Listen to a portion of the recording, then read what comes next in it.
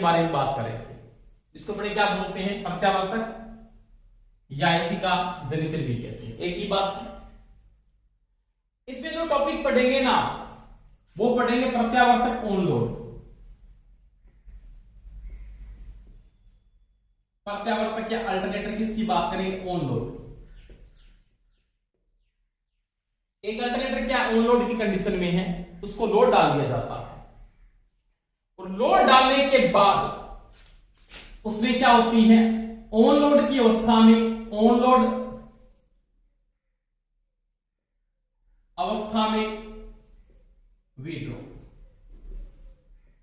यानी इस we drop होने के क्या रीजन है उसकी अपने क्या करेंगे, बात करेंगे कि वोल्टेज ड्रॉप हो रही है उसका कारण क्या है। समझ में आ गई दोस्तों मेरी बात। एक बार फ्रेम को चेक करते हैं थोड़ा सा, ठीक है।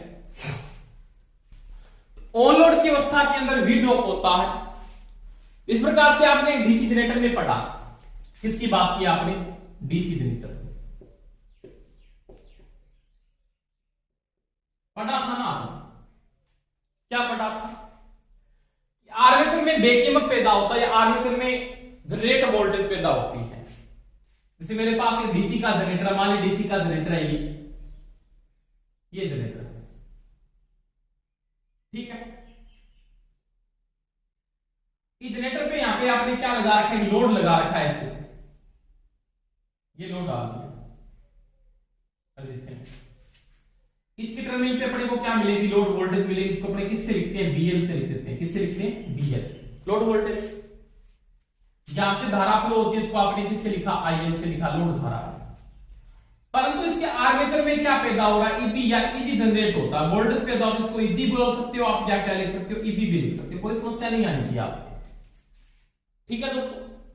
आर्मेचर में जनरेट वोल्टेज पैदा हुई, आपको यहां पे क्या मिला, बीएल मिला या लोड वोल्टेज मिली। अब देखो मैंने आपको पढ़ाया है जनरेटर के अंदर हमेशा ही क्या होता है, ईबी ग्रेटर देन होता है किससे, बीएल से। जनरेट वोल्टेज हमेशा ही ज्यादा होती है किससे, लोड वोल्टेज से। उसका रीजन क्या है, तो वहां पे दो मुख्य रीजन थे। एक तो क्या था, armature V drop, armature drop यानी आईए इंटू आर ड्रॉप थी, और एक क्या था, आर्मेचर रिएक्शन ड्रॉप थी। ये दो मुख्य प्रभाव थे, क्योंकि आपने वहां पे पढ़ा था ईबी बराबर क्या पढ़ा था, ईबी बराबर ये लिखा जाता है बी प्लस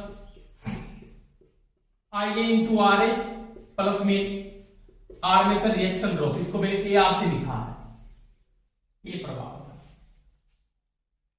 यानी आर्मेचर में आर्मेचर रिएक्शन क्या है ये भी मैंने समझाया, पूरा आर्मेचर रिएक्शन मैंने पूरा टॉपिक भी करवाया आपको कि आर्मेचर वाइंडिंग द्वारा स्थापित फ्लक्स मुख्य फील्ड वाइंडिंग पे क्या प्रभाव डालता है।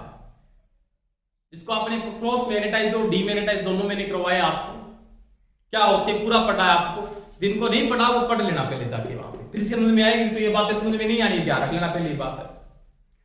जो बच्चे मेरा कॉन्सेप्ट से नोट्स बना रहे स्टार्टिंग से लेके मैंने आज तक 100 क्लासें आपकी कंप्लीट कर दी, 101 नंबर क्लास है। क्लास नंबर कौन सी है ये आपकी 101 नंबर क्लास है। और जो बच्चे कॉन्सेप्ट से क्लास अटेंड करें उनकी कोई समस्या भी नहीं आएगी, मेरी गारंटी है आपसे, कोई भी समस्या नहीं आएगी। तो ये 101 नंबर क्लास जो मैं आपकी बना रहा हूं, तो आप साथ साथ में नोट्स बना रहे हैं, पहले वाले टॉपिक आपने कवर किए, इन टॉपिकों में कोई समस्या नहीं आएगी, पहली बात तो ये समझ में आ गई मेरी बात। तो देखो यहां पे वोल्टेज ड्रॉप होने का रीजन तो आर्मेचर रेजिस्टेंस था, एक था आर्मेचर रिएक्शन, मुख्य दो प्रभाव थे। उसी प्रकार से अगर अल्टरनेटर की बात करूं या किसकी बात करूं, मैं प्रत्यावर्तक की बात करता हूं। किसकी बात करूं, प्रत्यावर्तक।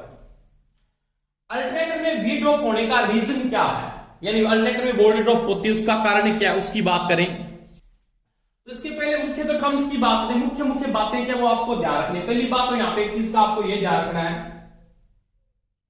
इसकी बात करूंगा मैं, इसके अंदर एक होगा इनोड, इसको बोलेंगे जनरेट वोल्टेज या पैदा वोल्टेज, पैदा ईएमएफ ये लिख सकते हो आप। समझ में आ गई मेरी बात, इनोड से लिख रहा हूं मैं, साइन कर रहा हूं एक बार, या इंड्यूस ईएमएफ बोल सकते हैं इसको।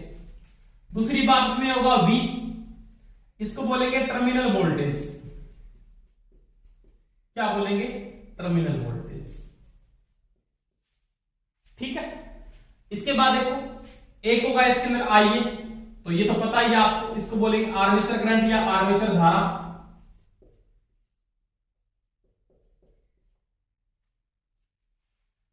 आर एच आर्मेचर प्रतिरोध, ये तो पता आपको सभी को, इसको आप ज्ञानी हो ना पूरे, और एक ज्ञानी को नहीं छोड़कर पढ़ना स्टार्ट करो सभी, ज्यादा ज्ञान मत बांटा करो। उसके बाद मैं अगर बात करूं, एक इसमें आता है, ये इंपॉर्टेंट है, ये अलग चीज है और सबने आपने पहले पढ़ रखा है। ये क्या बताना, तो ये सिंक्रोनस रिएक्टेंस, क्या बोलेंगे, सिंक्रोनस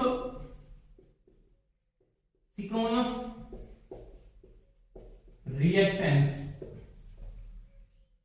समझ में आ गई मेरी बात। अब ये सिंक्रोनस रिएक्टेंस है क्या, रिएक्टेंस पढ़ा ना, जैसे आपने पढ़ा इंडक्टिव रिएक्टेंस पढ़ा है, कैपेसिटिव रिएक्टेंस पढ़ा है, तो ये सिंक्रोनस रिएक्टेंस क्या है, तो ये मैं बता देता हूं दोस्तों, आराम से समझना इसकी बात। जो ये सिंक्रोनस रिएक्टेंस है ना, एक्स एस है, ये XL plus x A R है, क्या है, x A R. X L का मतलब होता है लीकेज रिएक्टेंस, लीकेज रिएक्टेंस, और ये क्या है, ये है आर्मेचर रिएक्टेंस, आर्मेचर रिएक्टेंस, ये चीज का ध्यान रखना। लीकेज रिएक्टेंस और आर्मेचर रिएक्शन, आर्मेचर रिएक्टेंस में तो कोई समस्या नहीं, आपको पता, आर्मेचर वाइंडिंग में इंडक्टेंस के कारण जो रिएक्टेंस पैदा होता है, एसीआई तो उसको आर्मेचर रिएक्टेंस कहते हैं। अब यहां पे स्टेटर कौन सा, आर्मेचर कौन सा, ये बातें मैंने अल्टरनेटर में आपको पूरी बता दी। समझ में आई दोस्तों मेरी बात, कि अब स्टेटर है या रोटर कौन सा, आर्मेचर कौन सा, ये आर्मेचर वाइंडिंग और स्टेटर वाइंडिंग पूरी की पूरी मैंने समझाई है। कि आर्मेचर वाइंडिंग जब रोटर पे स्थापित करते हैं तो उसको क्या बोलते हैं अपने, आर्मेचर, रोटर को क्या बोलते हैं, उसमें आर्मेचर बोलते हैं। और स्टेटर के ऊपर जब आप आर्मेचर वाइंडिंग कर देते हो तो उसको स्टेटर कहा जाता है, उसको फिर फील्ड नहीं कहा जाता। अब देखो यहां पे क्या होगा, जैसे मेरे पास ये स्टेटर बना हुआ है ऐसे, ये स्टेटर के स्लोट है, मान लीजिए स्लोट काट रखे हैं,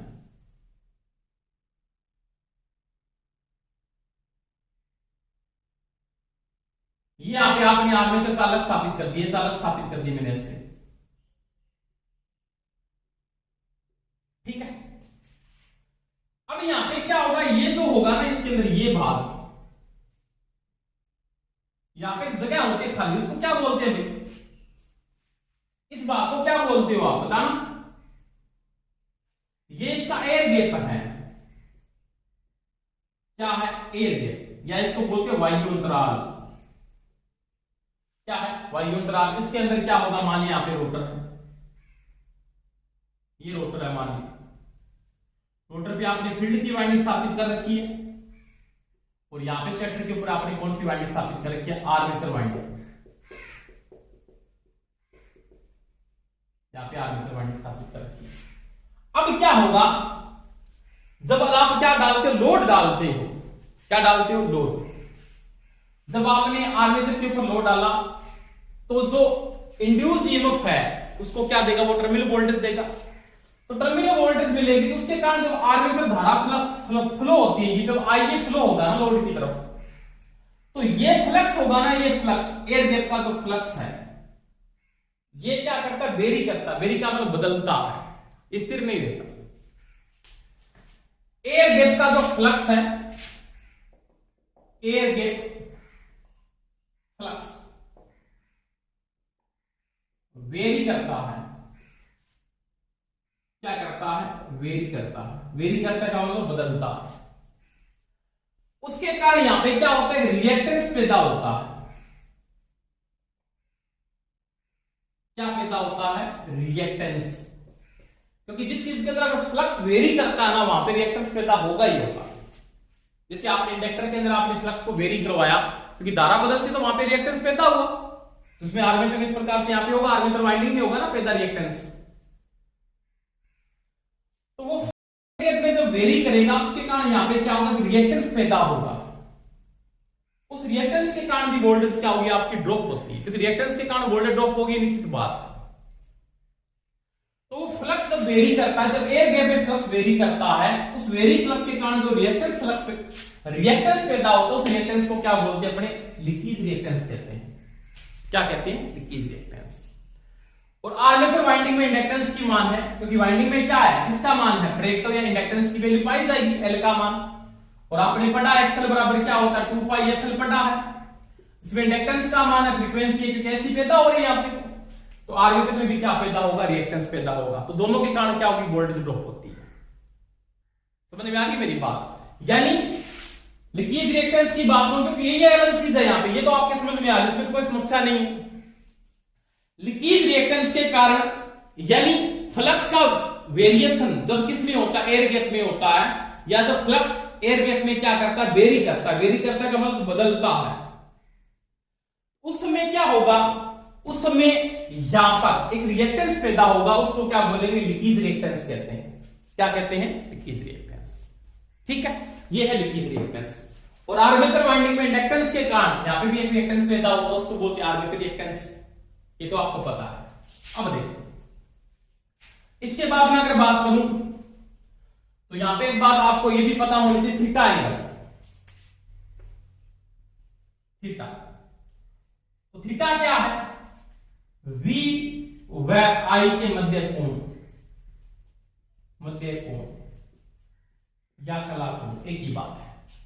यानी वोल्टेज यानी धारा फ्लो होगी, इन दोनों के मध्य का जो कोण होगा उसको क्या बोलेंगे, थीटा। क्या बोलेंगे, थीटा।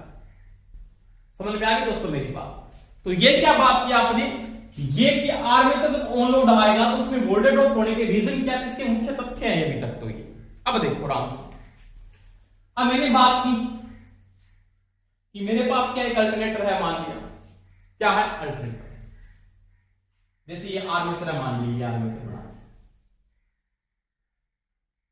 ठीक है। इस अल्टरनेटर में यहां पे वोल्टेज पैदा हो रही है, इसकी वाइंडिंग में वोल्टेज पैदा हो रही है, इसकी मतलब वाइंडिंग डाल दी, वाइंडिंग है, इसके अंदर इंड्यूस ईएमएफ हुआ, ये लो, ठीक है। अब यहां पे रेजिस्टेंस, ये मैं अलग से रेजिस्टेंस दिखा रहा हूं, किसका, आर्मेचर का रेजिस्टेंस है, आरए है। समझ में आ रही मेरी बात? ये क्या आपके पास आरए है, आरए का मतलब ये क्या, आर्मेचर का रेजिस्टेंस है। यानी ये तो आर्मेचर क्या है, रेजिस्टेंस है, इसको मैंने किससे लिख दिया, आरए से लिख दिया। दूसरी बात यहां पे मैं रिएक्टेंस लेके चल रहा हूं, यहां पे ये, इसको मैंने ले लिया सिंक्रोनस रिएक्टेंस, ठीक है। और यहां से मैंने आईए को फ्लो किया। पहली बात यहां पे एक बात नोट कर लेना, दिमाग में सेट कर लेना, क्या, जब यहां पे लोड नहीं है, बिना भार,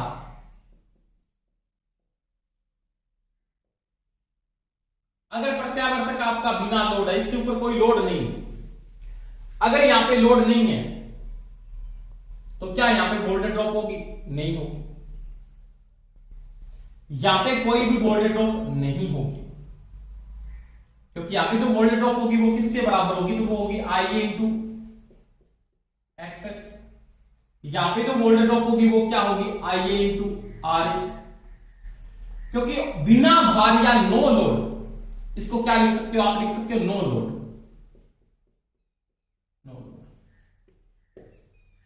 नो लोड की अवस्था में आई ए इक्वल टू क्या होगा, वो होगा जीरो।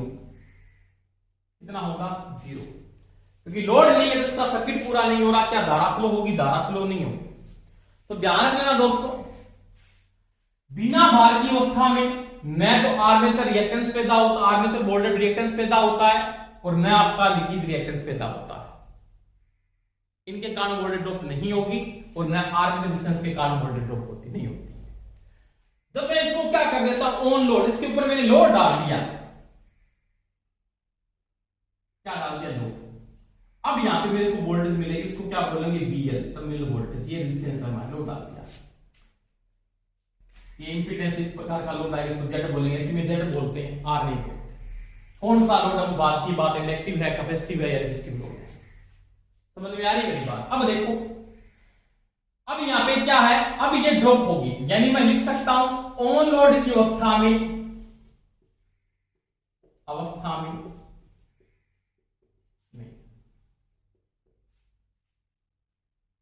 ऑन लोड की अवस्था में IA इंटू RA ड्रॉप होगा,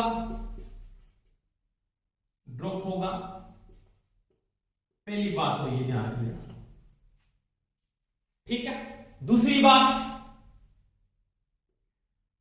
सिक्वेंस रिएक्टेंस के कारण ये भी क्या होगा, ड्रॉप होगा। तो दोनों के कारण क्या होगी, यहां पे वोल्टेज ड्रॉप होगी, निश्चित बात है। और तो लोड होना चाहिए, बिना लोड ये ड्रॉप नहीं होती। अब देखो, ये दोनों ड्रॉप हो गए, ड्रॉप होने के बाद मेरे को यहाँ पे वोल्टेज मिलते हैं BL। इसका मतलब यहाँ पे जो वोल्टेज पे था इसको बोलेंगे इंड्यूस वोल्टेज। इसका मतलब इंड्यूस वोल्टेज का मान हमेशा ही ज्यादा होगा किससे, BL से या B से। वो जनरेटर वाली सेम बात है। किस वाली बात है, जनरेटर वाली। कोई समस्या आ रही है क्या, यहाँ तक कोई समस्या नहीं आनी चाहिए मेरे ख्याल से। अगर किसी की समस्या आ रही तो मेरे को कमेंट करके आप बता भी सकते हैं कि सर हमारी ये समस्या आ रही है, वैसे कोई समस्या नहीं आनी चाहिए। देखो दोस्तों, मैंने यहां पे बात की है कि बिना लोड की अवस्था में, लोड की अवस्था में लोड नहीं है तो कोई वोल्टेज ड्रॉप नहीं होगी, परंतु जब आप लोड डालते हो तो उसके कारण यहां पे क्या होगी, वोल्टेज ड्रॉप होगी। उसका पहला प्रभाव होगा रिएक्टेंस के कारण। ठीक है, किसके कारण, रिएक्टेंस के कारण। यानी जो रिएक्टेंस है उसके कारण हो रहा है लीकेज रिएक्टेंस हो गया, और एक हो गया आर्मेचर रिएक्टेंस के कारण हो रहा है। दो प्रभाव रिएक्टेंस के, लीकेज रिएक्टेंस और आर्मेचर रिएक्टेंस के कारण। और दूसरा होगा यहाँ पे आर्मेचर प्रतिरोध, और एक होगा आर्मेचर रिएक्शन के कारण। एक और चीज आएगी, आर्मेचर रिएक्शन विड्रॉप। तो ये तीन कारणों से यहां पे क्या होती है, वोल्टेज ड्रॉप होती है। IA इंटू RA ड्रॉप के कारण, ये रिएक्टेंस वोल्टेज ड्रॉप के कारण, और आर्मेचर रिएक्शन के कारण वोल्टेज ड्रॉप। ये आर्मेचर रिएक्शन है, क्या है, रिएक्शन, ये रिएक्शन है, इसको आर्मेचर प्रतिक्रिया प्रभाव बोलते हैं। तो तीन कारणों से वोल्टेज ड्रॉप होती है। तीनों कारणों के वोल्टेज ड्रॉप होती है, उसका पढ़ेंगे फेजर। इसके बारे में बात करें, इसके फेजर के बारे में बात करेंगे। तो ये आपके समझ में आ गई होगी बात कि बिना लोड इसके ऊपर वोल्टेज ड्रॉप नहीं होती है, ऑन लोड ही होती है। उसका रीजन क्या है वो बात करेंगे। ठीक है दोस्तों, देखो इसके बाद अपने इसकी ऑन लोड अवस्था में इसके फेजर की मैं अगर बात करूं, आराम से समझेंगे, पूरी डीपली में समझाऊंगा, कोई समस्या नहीं आनी चाहिए आपकी।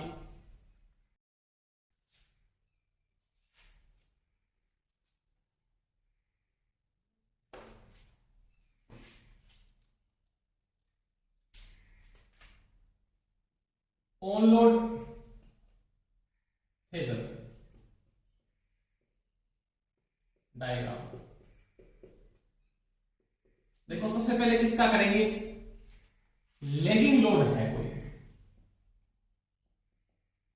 लेगिंग लोड के साथ, यानी जो पीएफ आ रहा है वो लेगिंग पीएफ के साथ है।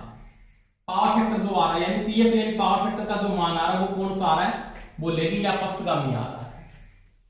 या आप इसको हिंदी में ये भी लिख सकते हो, लेगिंग को हिंदी में क्या बोलते हैं, ऋणात्मक भार के साथ।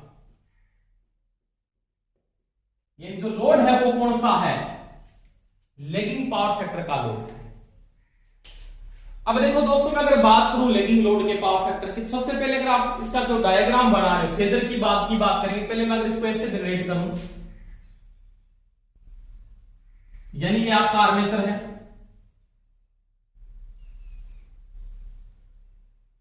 ये आर्मेचर रेजिस्टेंस के कारण वोल्टेज ड्रॉप हो रही IA, ये इसका रिएक्टेंस हो गया X, सिक्वेंस रिएक्टेंस, और यहां पे आपने डाल दिया कोई भी एक लोड है, लोड या भार। इसके मध्य वोल्टेज का मान आपके पास है VL, भी लिख देता हूं, उसका VL की जरूरी नहीं, लोड वोल्टेज। और यहां पे तो वोल्टेज पैदा हो रही है, इसके अंदर वो इनवर्ड इंड्यूस वोल्टेज। ठीक है, और यहां पे जो करंट फ्लो हो रहा है उसका मान IA। ठीक है, कोई दिक्कत नहीं। अब देखो अब यहाँ पे जो लोड है वो भार कौन सा आपका, यहाँ पे जो भार है वो जटिल प्रकार का इंडक्टिव लोड है। जटिल का मतलब यहाँ पे जो लोड होगा वो इंडक्टिव, उसका पावर फैक्टर क्या होगा, लेगिंग होगा। क्या होगा, लेगिंग। अब देखो अगर पावर फैक्टर आपका लेगिंग है, उसके फेजर की मैं अगर बात करूं, किसके बात करूं, उसके फेजर की डायग्राम की मैं अगर बात करता हूं, तो लेगिंग पावर फैक्टर का जो फेजर बनता है वो मैंने समझाया थ्योरी। अगर मेरा टॉपिक ऐसी थ्योरी आपने पढ़ी तो आपकी कोई समस्या भी नहीं आई, पूरा डीपली मैंने समझाया आपको। देखो जैसे ये आपका यहाँ पे क्या मेरे पास V है, क्या है V का मतलब वोल्टेज, ठीक है। और इसके साथ अगर लेगिंग का डायग्राम बनाऊं तो वो इससे बनेगा, तो ये क्या होगा आपका I, ये होगा, ये आपका ये होगा, यानी ये थीटा एंगल होगा ना, बी और आई के मध्य का जो कोण है वो आपका पावर फैक्टर होता है, थीटा एंगल होता है। मैंने अभी आपको लिखा है कॉन्सेप्ट के अंदर, धारा और वोल्टेज के बीच का कोण वो आपका पावर फैक्टर। ये जो डायग्राम मैंने फेजर बनाया वो लेगिंग का बनाया, धारा पिछड़ रही है, धारा आपकी राइट हैंड साइड आनी चाहिए मेरे साइड लेगिंग के साथ। अब देखो ये IA और B के मध्य का जो एंगल है वो क्या, थीटा एंगल लेगिंग है। इसका मतलब जो लोड है वो कौन सा, इंडक्टिव लोड है, यहाँ पे लेगिंग पावर फैक्टर प्रदान करेगा मेरे को। प्योर इंडक्टिव तो नहीं है, प्योर इंडक्टिव तो तब 90 डिग्री आता, क्योंकि प्योर इंडक्टिव का जो फेजर बनता है वो क्या डिग्री का बनता है, वो बनता है 90 डिग्री का, अगर वो प्योर इंडक्टिव आपके पास लोड है। तो इंडक्टिव लोड के अंदर आपकी धारा क्या होती है, पिछड़ती है, वोल्टेज क्या होती है, आगे होती है। ये मैंने समझाया इस थ्योरी में, पूरा कॉन्सेप्ट समझाया। जो बच्चे मेरी क्लासे लगा रहे नहीं, उनके कोई समस्या नहीं आने वाली, ठीक है। जो मेरे रेगुलर मेरे से क्लासेस जिन्होंने अटेंड की है उनकी कोई समस्या नहीं आएगी इसके अंदर। अब देखो यहाँ पे वोल्टेज ड्रॉप हो रही है इसके अंदर यहाँ पे, और ये ड्रॉप है वो IA इंटू R है, ये रेजिस्टिव लोड है, क्योंकि आर्मेचर तो रेजिस्टेंस है वो रेजिस्टिव लोड है। अब रेजिस्टिव लोड की वोल्टेज के साथ जो ड्रॉप होती है ना, V होती है, जो I होती है ड्रॉप, वो क्या होती है, उसके साथ इन फेज होती है, यानी ये इसके साथ क्या रहेगी, बिल्कुल इन फेज रहेगी। यानी तो V का डायग्राम आपने यहाँ पे जो बनाया है, इसकी तो V ड्रॉप है यहाँ पे, ये तो V था, और V के साथ IA इंटू R ड्रॉप रहती है, वो क्या रहती है, इन फेज रहती है। इसका डायग्राम मैं ऐसे बना सकता हूं, ये क्या होगा आपके पास IA into IA into R कौन सा लोड है, रेजिस्टिव लोड है, और रेजिस्टिव लोड मुख्य वोल्टेज के साथ क्या रहता है, इन फेज रहता है। यानी ये बिल्कुल इसके साथ क्या रहेगा, इन फेज का डायग्राम, इसका इन फेज का फेजर बढ़ेगा। अब देखो ये इंडक्टिव लोड है IA इंटू X, ये भी वोल्टेज को ड्रॉप करेगा। ये वोल्टेज ड्रॉप का एंगल है, किसका है, वोल्टेज ड्रॉप। अब वोल्टेज ड्रॉप होगी ना, तो वोल्टेज ड्रॉप का जो एंगल आप निकालते, सीरीज सर्किट में आपने पढ़ा है V ड्रॉप, क्योंकि रेजिस्टिव लोड के साथ आपने पढ़ा, ये जो डायग्राम बनता है ना यहाँ पे, मैंने कहा V के साथ RA का, तो RA की जो ड्रॉप होती है IA इंटू RA आपने लिया, तो यहाँ पे जो R होता है वो इसके साथ इन फेज रहता है। जैसे मैं यहाँ पे ये भी लिख सकता था ना, यहाँ पे ये हमारे VT है, तो VT के साथ यहाँ पे BR इन फेज रहेगा, यही रहेगा ना। इसके साथ यहाँ पे धारा, यहाँ पे इसके साथ इन फेज रहती है, परंतु यहाँ पे जो डायग्राम ये बनता है ना, ये किसका बनता है, BL लीड कर जाता है, क्योंकि लेगिंग के साथ चलना पड़ेगा ना अपने को, लेगिंग का BL आगे जाएगा नहीं जाएगा, बिल्कुल जाएगा। इंडक्टिव लोड के अंदर, इसके अंदर देखो, इसमें तो इसके साथ इन फेज चल रहा है, और इसके साथ जो फेजर जाएगा वो 90 डिग्री जाएगा, ऐसे 90 डिग्री लेगिंग के साथ। वोल्टेज आगे निकल जाएगी, धारा पिछड़ जाएगी, धारा पिछड़ रही है, यही होता है ना। तो ये जो होगा वो क्या होगा आपका IA इंटू क्या होगा X। ये मैंने समझाया पूरा डीपली आपको, जो टॉपिक मेरे से पढ़ रहे उनके कोई समस्या यहाँ पे आने वाली नहीं, पहली बात हुई।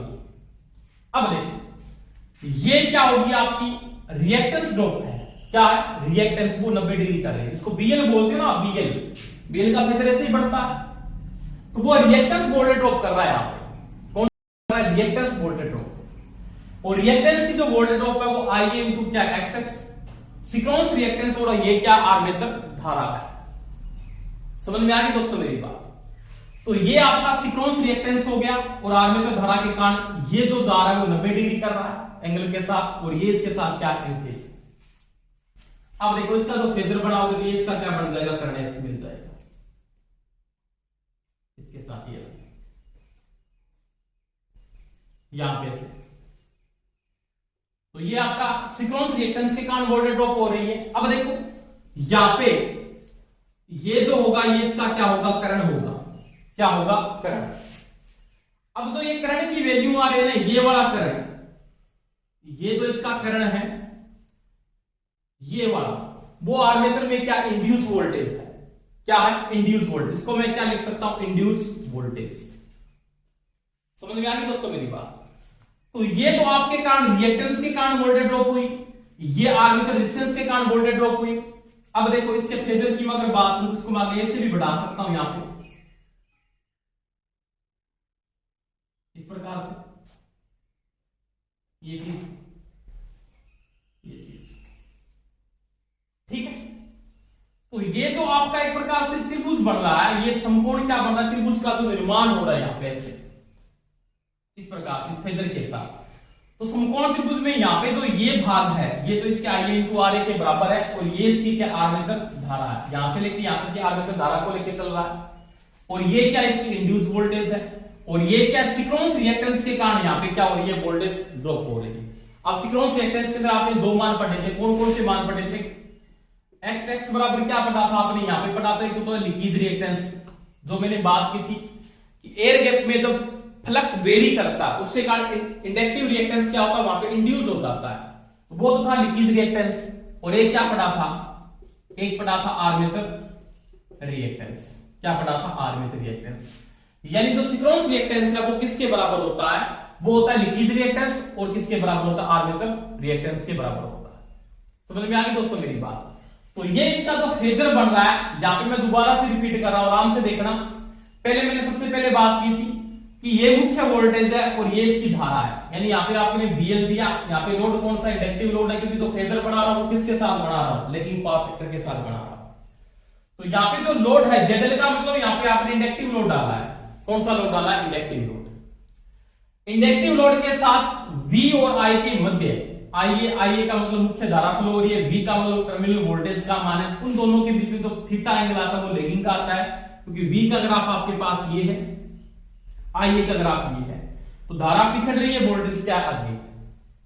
इसके बाद मैंने बात की कि जो आर्मेचर वोल्टेज ड्रॉप यहां पे कर रहा है, आर्मेचर ड्रॉप क्या कर रहा है, IA इंटू आर ड्रॉप कर रहा है। अब आर्मेचर में ये क्या रेजिस्टिव है, इसका मतलब ये रेजिस्टिव लोड है, कौन सा लोड है, रेजिस्टिव लोड है, और रेजिस्टिव लोड के अंदर धारा वोल्टेज क्या रहती है, इन फेज। तो मैंने V के साथ इसका ग्राफ क्या बना दिया, इन फेज का बनाया, कि वोल्टेज के साथ ये क्या रहेगी, हमेशा इन फेज रहेगी। समझ में आ गई दोस्तों मेरी बात। अब इसका ये जो ग्राफ है वो कौन सा है, ये इसका इन फेज का ग्राफ है, क्या है, इन फेज। ये IA इंटू आर ड्रॉप है, वो V के साथ क्या इन फेज है। दूसरी बात, ये है सिंक्रोनस रिएक्टेंस। अब रिएक्टेंस में आपने पढ़ा है, मैंने यहां पे भी समझाया था कि VT VR के साथ तो क्या रहता है, फेज रहता है, परंतु BL के साथ 90 डिग्री क्या करता है, लीड। BL आगे निकल जाता है VR से, तो यहाँ पे धारा क्या होती है, 90 डिग्री पिछड़ जाती है। तो ये देखो BL एक प्रकार से क्या है, BL इंडक्टिव वोल्टेज है, और इंडक्टिव वोल्टेज यहाँ पे मैंने क्या लिया, सिंक्रोनस रिएक्टेंस के कारण जो वोल्टेज ड्रॉप हो रही है वो इंडक्टिव वोल्टेज है एक प्रकार की, तो वो क्या कर रही है, 90 डिग्री यहां से क्या कर रही है, आगे निकल रही है, धारा क्या हो रही है, पिछड़ रही है, इसका मतलब धारा क्या पश्चिम होगी। अब देखो ये इसकी क्या होगी, इंड्यूस वोल्टेज होगी, और ये देखो ये जो भाग है इसका ये पार्ट है, इस लाइन को अगर मैं सीधी यहां पे ऐसे लेके चलता हूं, इस लाइन को ऐसे, तो इसको ये दो पार्ट में डिवाइडेशन करता है। दो पार्ट कौन कौन से हैं, यहां पे मैंने भी बताया था, एक होता लीकेज रिएक्टेंस और एक होता आर्मेचर रेजिस्टेंस रिएक्टेंस के कारण वोल्टेज को। एक तो ये तो हो जाएगा इसका लीकेज रिएक्टेंस, और ये हो जाएगा इसका आर्मेचर रिएक्टेंस। कौन सा हो जाएगा, आर्मेचर रिएक्टेंस। तो ये दोनों का जो योग है वो क्या आपका, वो कहलाता है सिंक्रोनस रिएक्टेंस। तो यहाँ पे आर्मेचर रिएक्टेंस ड्रॉप है, और ये लीकेज रिएक्टेंस ड्रॉप है, ये IA इंटू आर ड्रॉप है, यहाँ पे इसकी वैल्यू बराबर होगी, इसके नाम है यहाँ पे, ये मान O है, ये A है, ये B है, ये C है, और ये D। ठीक है, ये पॉइंट आपका B है। अब देखो, अब अगर इसमें समकोण एक प्रकार का त्रिभुज बनता है, नॉर्मल अगर फेजर थोड़ा सा सही नहीं बनता, इसमें समकोण त्रिभुज बनता है, ऐसे ये लंब है, और ये जो एंगल होगा ना ये 90 डिग्री का होगा, यहाँ पे 90 डिग्री का, ऐसे बिल्कुल। अब देखो, अब इसमें अगर मैं पाइथागोरस प्रमेय लगाता हूं, तो आपने क्या पढ़ा है, पाइथागोरस प्रमेय में आपने पढ़ा है कर्ण स्क्वायर बराबर क्या होता है, आधार स्क्वायर प्लस में होता है लंब स्क्वायर।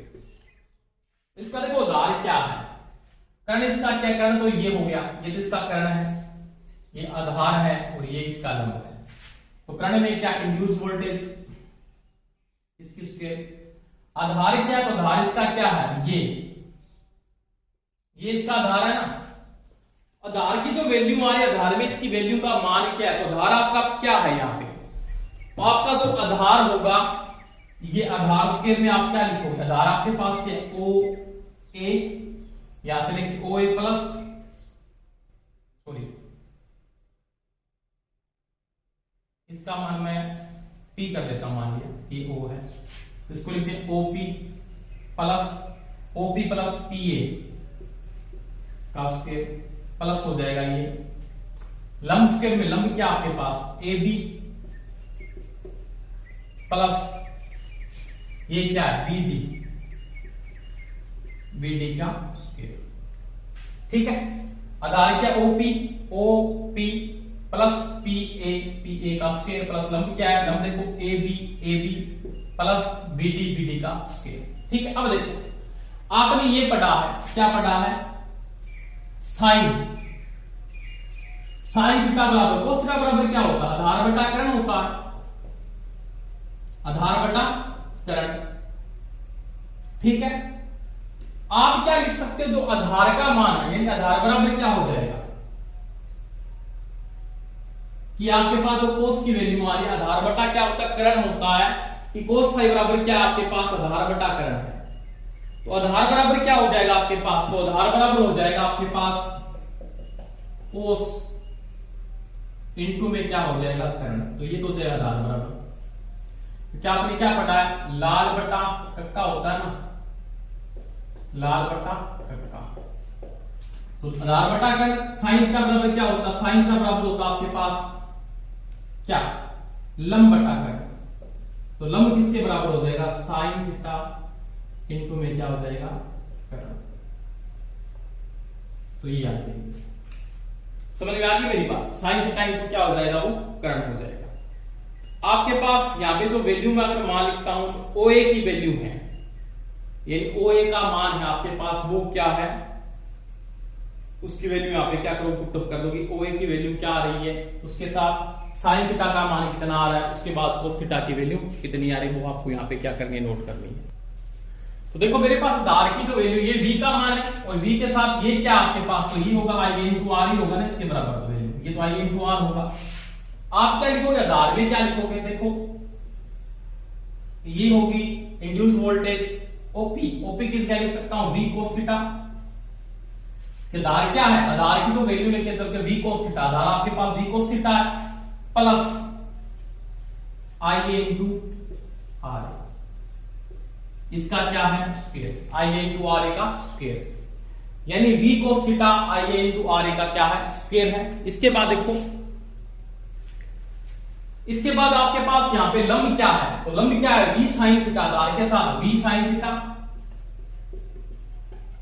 प्लस यहां पे क्या है, आई इंटू एक्स, इसकी क्या है स्क्वायर है, ठीक है। तो आपका जो इंड्यूस वोल्टेज है वो इसके क्या होगी, बराबर होगी।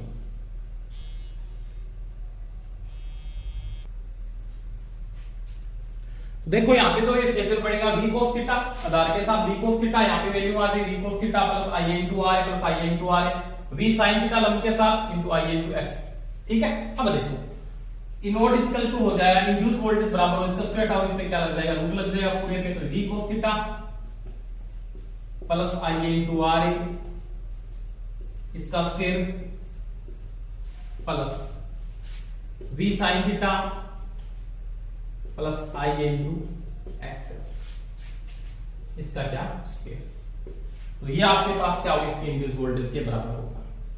तो ये आपको ये मैंने पूरा समझाया आपको कॉन्सेप्ट भी, कोस साइन क्या होता है, जैसे आप इसलिए ऐसी थ्योरी पढ़ी है मेरे से, तो उसकी कोई समस्या नहीं आनी चाहिए। तो ये है लेकिंग पावर फैक्टर के साथ, प्रश्न पूछ सकता आपको।